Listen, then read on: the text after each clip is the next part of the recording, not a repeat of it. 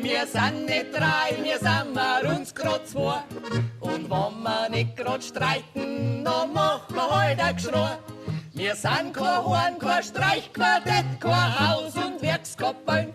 Und auch kein deutscher Spülmannszug mit Trommeln und Schäneln.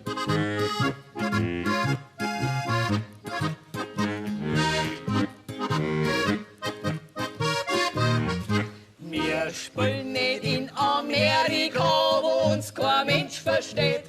Auch nicht beim Papst am Petersplatz, da werden wir glatt da drin. Wir spielen auch nicht beim Florian Silbereisen und schon gar nicht bei Deutschland sucht den Superstar. Wir spielen lieber bei uns daheim, fürs Bayernvolk ist klar.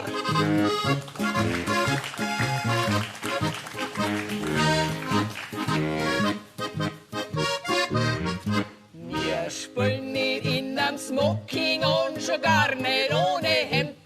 Es sei denn von einem Rohrbruch war die Bühne überschwemmt. Und ab wir ohne Hosen spielen, werden alle ganz verlegen.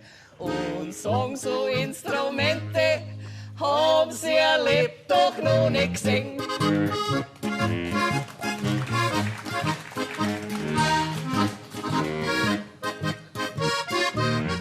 Wir spielen nicht in der Kellerbar und nicht im Hohen Haus. Wir sind noch lang keine Rentnerband, wir schauen nicht so aus. Und wenn wir einmal nicht mehr leben, dann sagen sie in 100 Jahren, das war noch was wir Dreisinger Gstanzl-Sänger waren.